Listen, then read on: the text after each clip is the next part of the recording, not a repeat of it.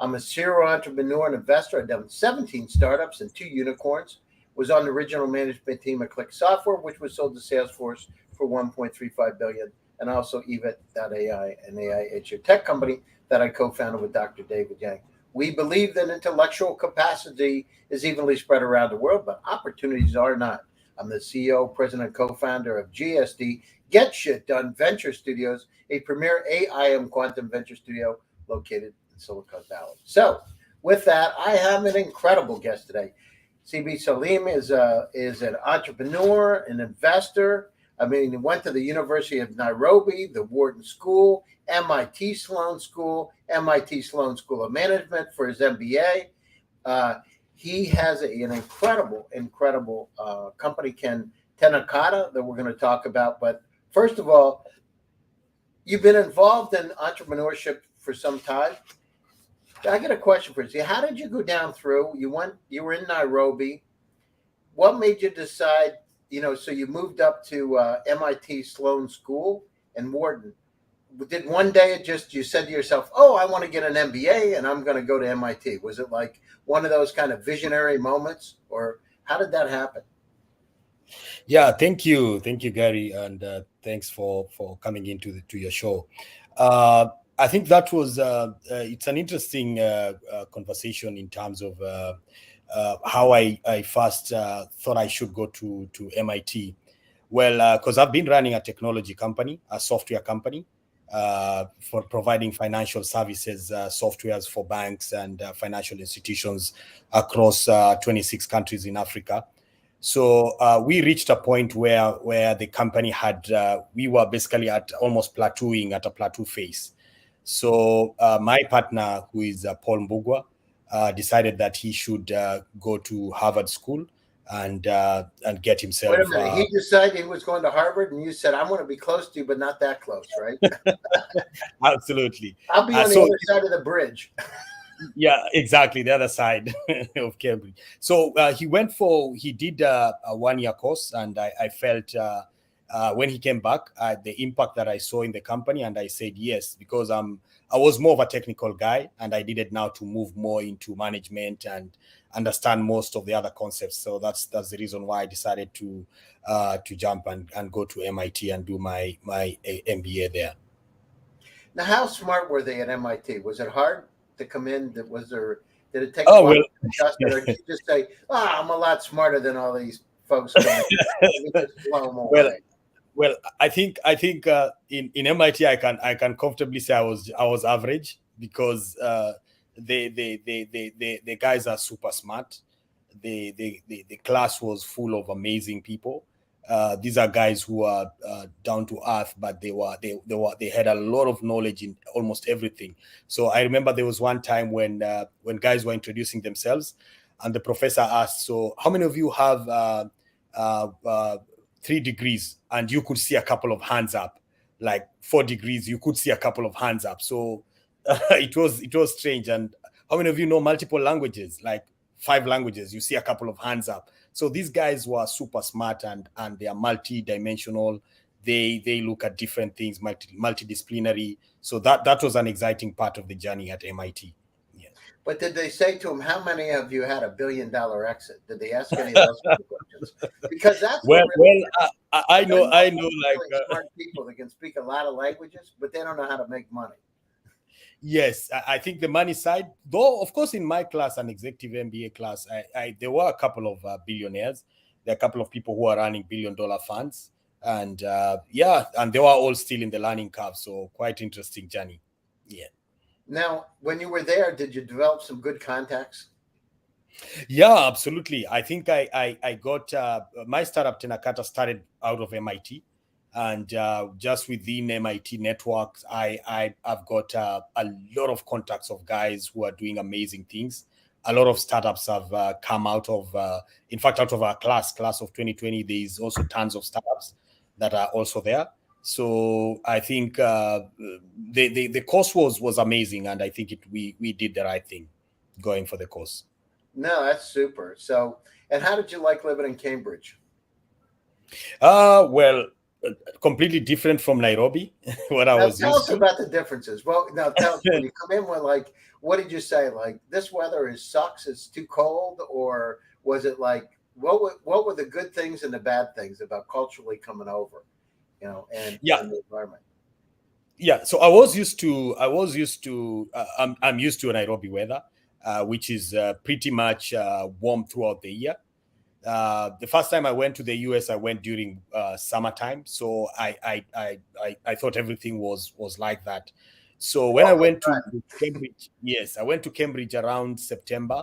That mhm. was in autumn, and immediately after that, I it was strange because at nights it was getting cold, and I think around right about December was hectic. It was quite significant for me, and I had to do the layering. I had to buy a lot of stuff and get ready. So I think I didn't think it would get that cold, like minus something.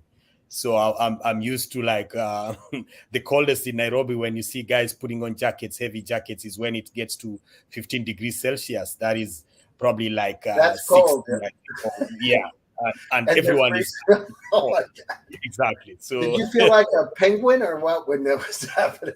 yeah, absolutely. Wow, that's Yes. amazing. So Yeah. when you were up there, I remember one time I took a friend of mine to Cambridge, actually illegal seafood. And I went in and they had never had lobster. And they said they're bugs and they're not going to eat them. And I was like, Wow. these things are really good. So what about so the weather, the really smart people? What's the rivalry with Harvard? How's that like? Is there a big Uh, rivalry there or not? well, it's on and off. I think there are a couple of times where the rivalry appears. So probably you would be right in the middle of a class, and somebody will say, "Our friends down the other side," like Oh, the referring other to. side, yeah. Yeah, absolutely. Yeah, so a couple of times you'd hear that, but I think because I did a couple of courses at Harvard also, so the course allows you to register, to cross register across the other side. So there is always that relationship Wait a where minute, you the can. other side. Yes, sorry. Yes, the other side. So you would say the other side about Harvard, yeah? Yeah. So at least I went and I attended a couple of courses in Harvard, and I can tell you they are also fantastic.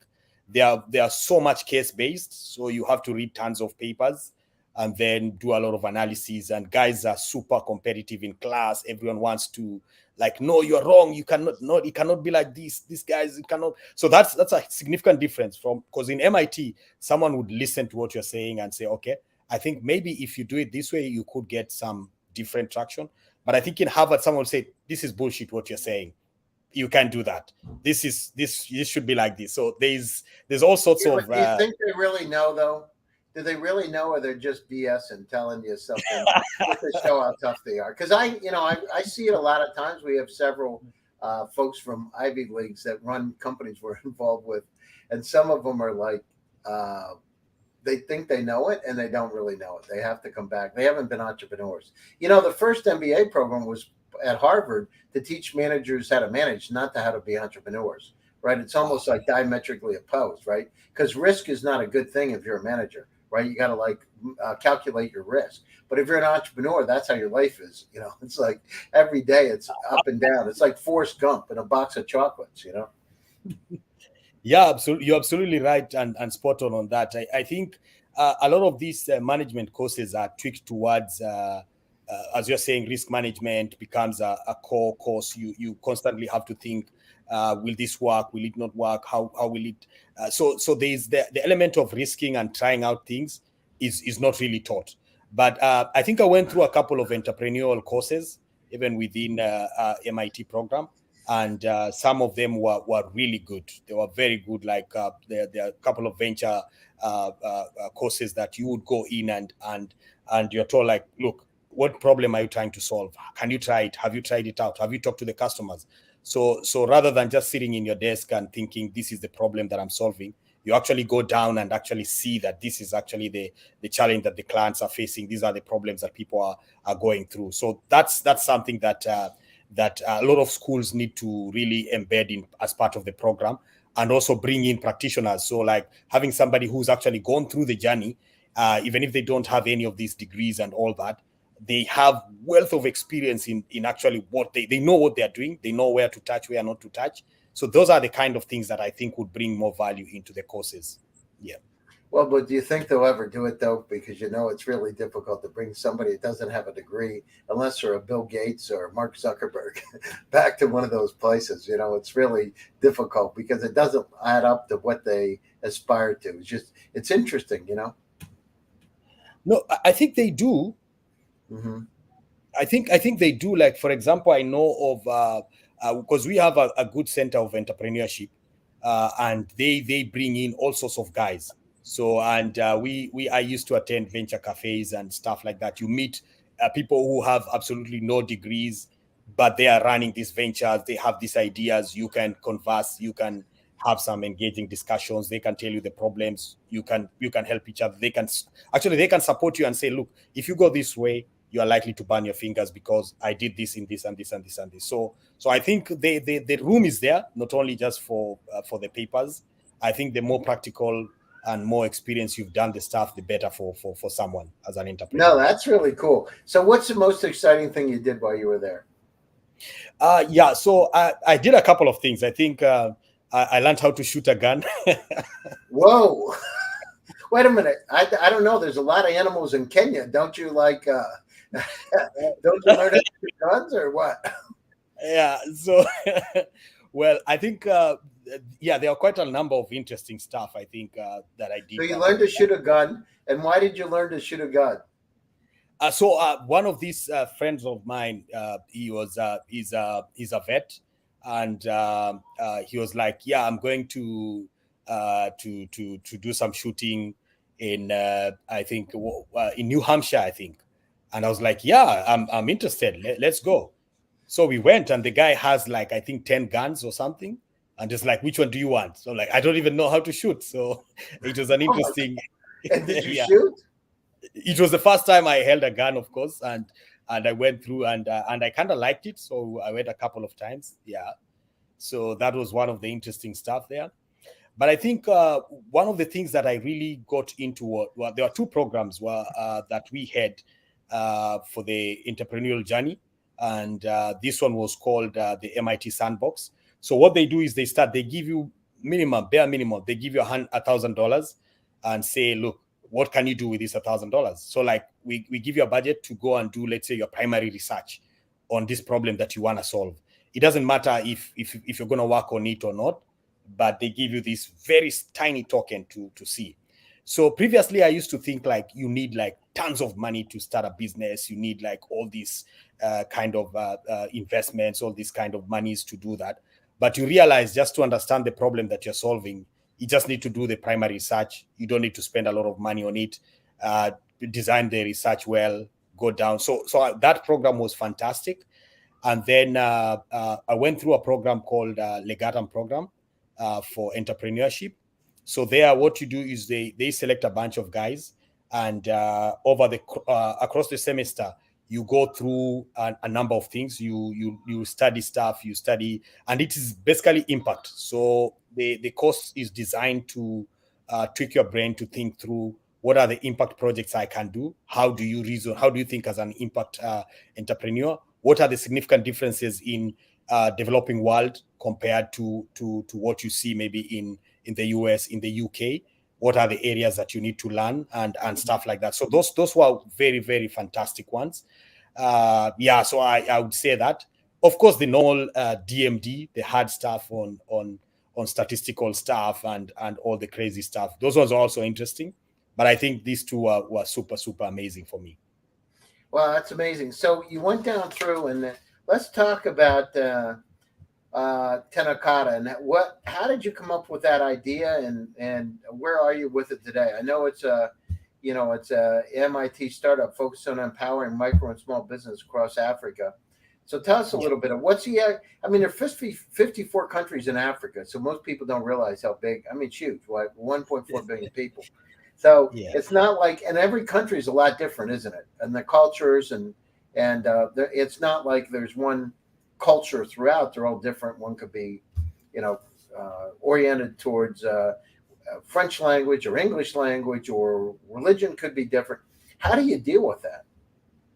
I mean, how do you're looking at that, creating these small and medium businesses, more micro and small businesses. How do you support them in such a diverse with diverse backgrounds? Yeah, thank you. I think first, in terms of the beginning of it, is it all started from. So my mom is a tailor, and so she runs a very tiny, small business in Africa, and one of the greatest challenges that we have or that I've seen her go through is that every so often she needs to top up. She needs capital to run the business. So like she still needs $1,000 to top up. She still need 2,000 to top up to do that. So, and this, she's done that for over 30 years. So it was intriguing because just to see why is this business not able to grow or able to jump into to the next level and things like that. So that became a big problem. And when I looked at just talking to her, understanding the problem, then it hit me that look, there could be a big potential in this line of business in the SMEs. And so when I went to Legaram Institute and went through the program just to try and do the entrepreneurial journey, is when I went and did the primary research and found out that Africa alone has over 100 million MSMEs, and this is a huge number. And these businesses are every year, like almost a quarter plus of them close down. And so that cycle keeps on. You get more businesses, but almost a quarter of them close down. So in 2-3 years, you have almost more than half of them have been replaced and start again. So there's a lot of money lost. There's a lot of value lost. So what is it that they are lacking? So you realize they don't have the entrepreneurial. They don't understand. They know how to run their business. So if this guy is a barber, like someone who does that work, or a salon person, they understand the work very well, but they don't know if they're making money or not. So sometimes they mix the businesses themselves and they are the business. So there's no separation between themselves and the business. So you realize that becomes a problem in how they do that. And they lose a lot of money. They spend, they don't know how to borrow. They don't know how to do all these things. So I realized that's an opportunity that is there. Across different African cultures, the access to finance problem is the same. So they all need that. But everyone has a different way of doing it. So you find in Kenya, in East Africa, a lot of people are used to doing mobile, digital borrowing, mobile lending. As you go further, maybe to the west side, West African side, it's still new. It's still a very new culture. They speak different languages. I think Africa would, like a country like Tanzania, has 250 languages or something like that. Seriously? 250? So how do you go in there? What's the common thread if you go to those places? How do you communicate? I mean, that's got to be a barrier to business right in and of itself, right? Well, do they have any common language like French or English, or are there any common languages they speak? Yeah, so Swahili is spoken across a big number of these countries across sub-Saharan Africa. So you find you'd get maybe over 200 million speakers of the language, probably more on that. But though they have different variants, but you can at least communicate. You can say stuff that you are saying, and somebody can understand you on the different side. So that's what one of the things that is there. So cultural barriers, language barriers are huge problems.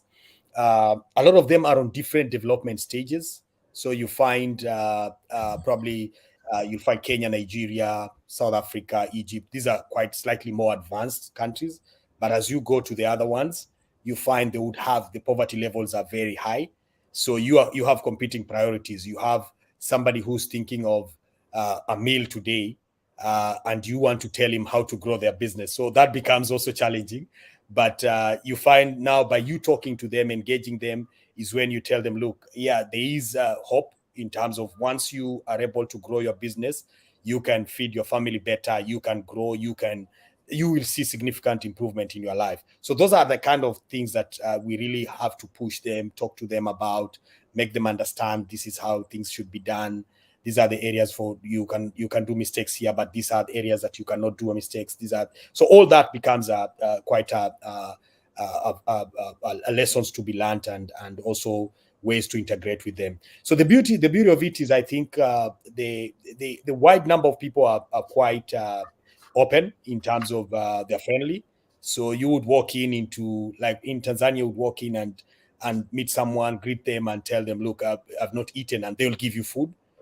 So these cultures are quite Oh, different. So there really? is a lot So of if you that walk down the we street in Tanzania and you say, "I want food," they'll give you food. you probably someone will give you something. Yeah. Wow, that's So amazing. like That's really yeah, good. you walk into a homestead and you're like, hey, I've not eaten the whole day. Someone will bring you water, someone will bring you this, even if it's the little that they have. So that Wow, culture that's is very really, kind. You know. yeah, Yeah. absolutely. And Mhm. so, what are the challenges? So you look. What are the challenges? You know, it can't be easy going to 54 countries. I mean, it's got to be culturally, plus the distances, right? It's not like it's you can drive a car there and be there tomorrow. It's huge distances. What are some of the challenges, and what are some of the big opportunities? Yeah, so challenges, of course, as I said, is which you've also highlighted, is access to some of these places. So you find going to different places is quite difficult. You have to invest a lot in your travels. You have to plan very well in where you're going. You have to adjust yourself on where you're going to sleep. You have to do all that. However, one of the other challenge, of course, is on the mobile penetration. So you realize Africa, there is a lot of people have the actual are connected, but these are maybe the feature phones, and these phones maybe they are not smartphones. So you find the smartphone penetration is still low. However, there is a lot of technologies that we've also built in Africa that allows people to actually use the phone that they have, like the USSD, where you dial a number and you get a menu. You can do financial services. You can do that. So any phone can do that in any place. So at Wow, least those that's great. technologies, yes. The only challenge is it's not user friendly as much. Of course, once you've seen a smartphone, then you know it's not user friendly. If you don't have a Right. smartphone, you don't know that. You have the benefit of not Mhm. knowing how it is. So as the numbers continue to grow, as many people get to have smartphones, many people get, though there are so many opportunities in all sorts of financial tech. If I just take financial technologies as a sector, fintech, you find remittances, you find lending, you find payment services, you find all these are still so much to be done Yeah. in that area. So the opportunities are tremendous. You've seen quite a number of, we've seen a couple of unicorns in Africa coming up. So that means the potential is there for guys to go in. We've seen numerous investments on guys who can see that these businesses are really need to be fueled up to grow. So those are things that I think will definitely be shows us that the opportunity is quite huge in that. If you look at the health sector, huge education sector, a lot to be done. So in each of these areas, without even going into AI and all these other fantastic, interesting ideas that are outside there, just the basic solving the basic problems using even the current technologies is still a huge opportunity. So if you bring in the likes of AI, then it's even much wider and all that. So in agriculture, in health, in all these, all of them have components of technology that can support and improve the lives of the local Africans, and of course beyond. No, that's great. Well, it sounds like a blue ocean. So so you look at where you are, where Tennocata is today. So what are the goals? Well, how do you see it? What's going to happen in the next year, the next 2 years? Where are you going to be with the company? What's the Yes. end goal? Yeah, so we see ourselves in the next couple of years. Let's say if you just take the near future, of course, in the next 2 years or so, we should be in at least 5 to 10 African countries. permanently there and already serving clients and doing lots of businesses there from Tennocata side. We've seen, of course, these regulations and all that. So we want to also be go into the regulation side, be regulated, and also probably approach it from a neobank side. So we see that as an opportunity from within ourselves. So we hope and we pray that in the next couple of years, probably less than 5 years, we should definitely be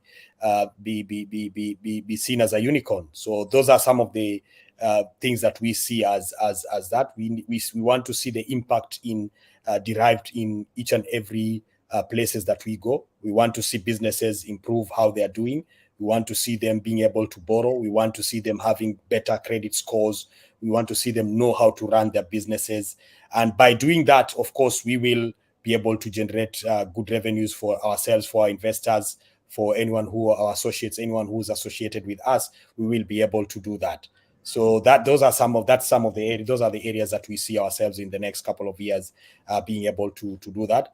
And hopefully in less than 10 years time, we will go into Far East Asia, South America, and we become, as we looking at going global, then that becomes one of the areas that we should be doing. No, it's great. I mean, the faster you do it, the better, right? Because there's this great opportunity right now today. Listen, we're coming up to the top of the show. So closing thoughts and how do people get a hold of you? Closing shots, I think the opportunity is there. That is one. People need to understand, you need to know your business so that you can grow it. You can't just grow your business without knowing. So that's a fundamental aspect. To investors and to people who want to invest in Africa, I think the time is now. Coincidentally, Tennocata means now in Maasai. So the time is now.